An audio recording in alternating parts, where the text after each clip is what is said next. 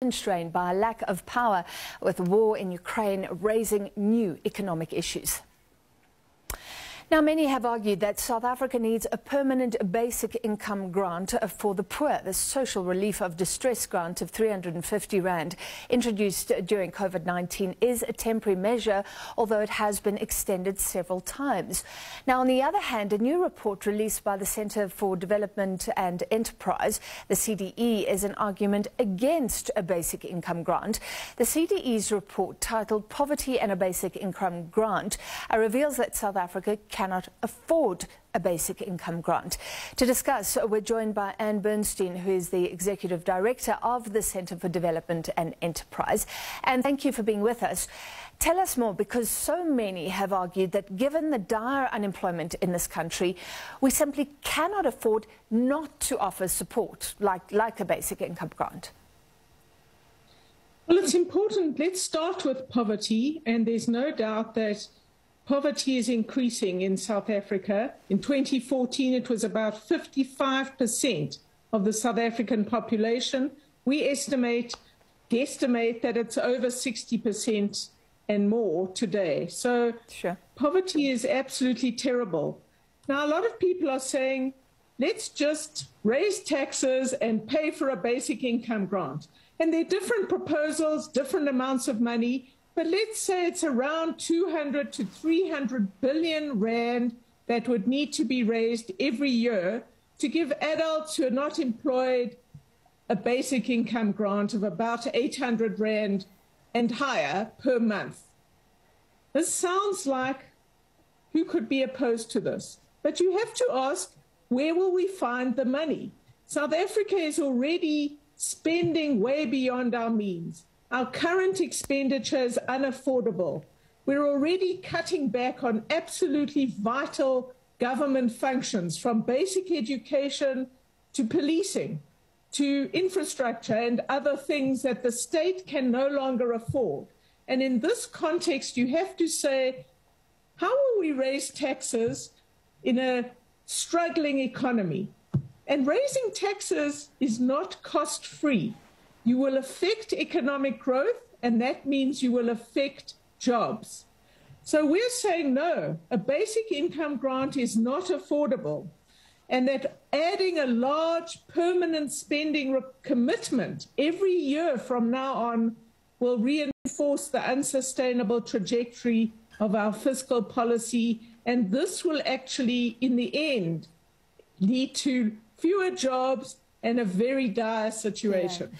But Anne, before those jobs are created, the July unrest last year, for example, pointed to levels of desperation, a vulnerability in this country. There are even investment bankers arguing for a big BIG, basic income grant, because of the risk of social instability if we don't do it. What's your response to that? I agree we face social instability. I would like the police and the president and the justice system to find the ringleaders of the July unrest. I would like a much more effective policing department. We already spend a lot of money on redistribution in South Africa. In fact, compared to other developing countries, we spend 3 times more than other developing countries on cash transfers.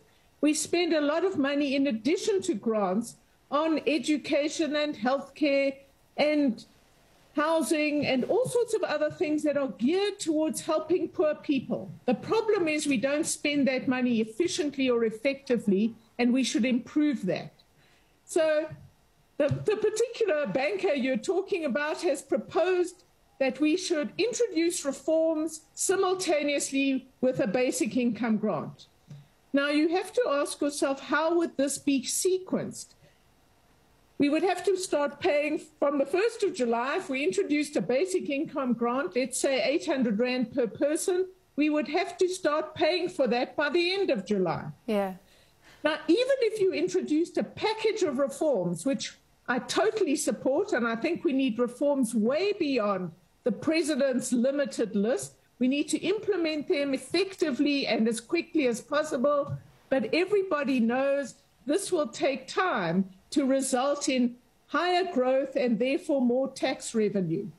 So you can't sort of say we're going to sort of introduce the grant and we're going to introduce reforms, and that will deal with who pays for the grant. Yeah. We are talking about 200 to 300 billion rand per annum to pay for a basic income grant that's being advocated, and we just don't see where that can come from without affecting our prospects for growth and more employment. And there have been many arguing for reforms for years. So is there any balance that can be struck here? You talk about billions, hundreds of billions of rand per year to pay for a substantial basic income grant.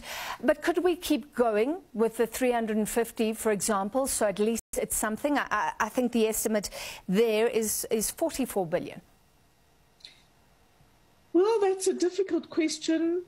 What would you like to cut out of the current budget to pay for that? So this is a very difficult question.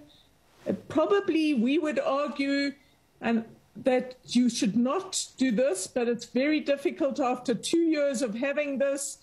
So it requires some political boldness to do this. The truth is South Africa has made appalling decisions over the last 10 years, and we have dug ourselves into a terribly deep hole. In order to get out of this hole, to deal with poverty that affects millions and millions of people, we cannot go on as we are today. We have to have a completely different approach. We have to recognize we're in a state of emergency, that people are really desperate, and that requires an equivalent response from the president and the government. And I implore you to be very quick. I want to throw in one quick final question. What about the argument that some economists put forward that you need to put money in the pockets of the poor? That leads to them spending and companies doing better. It's a great virtuous cycle for the economy. That's true. I was at a discussion where this was propounded with great enthusiasm. The most important question that was asked about this, which is just give money to the poor and that will get them spending, then we get more growth and we get a virtuous cycle going. If it's that easy, why are there any poor people in the rest of the world? It's not that simple. We have a reserve bank that's independent, that has to protect the value of our currency. If we start printing money willy-nilly to pay for whatever we want, well, the value of our currency will go down. We will get higher and higher inflation, and you and I have savings, and the poor do not. And the poor will be affected the most by this kind of reckless gamble. So we're saying the big is a mirage. We can't do something like this. We have got ourselves into a terrible situation. You have to get growth first. You have to increase our tax revenues. Then we can discuss spending the redistributive money we already spend much more effectively, and perhaps greater support to the poor. All right, thank you for your time tonight. And we have to leave it there. Anne Bernstein, Executive Director of the Centre for Development and Enterprise, an argument there against the BIG, the Basic Income Grant. Let's take a look now at your main financial indicators.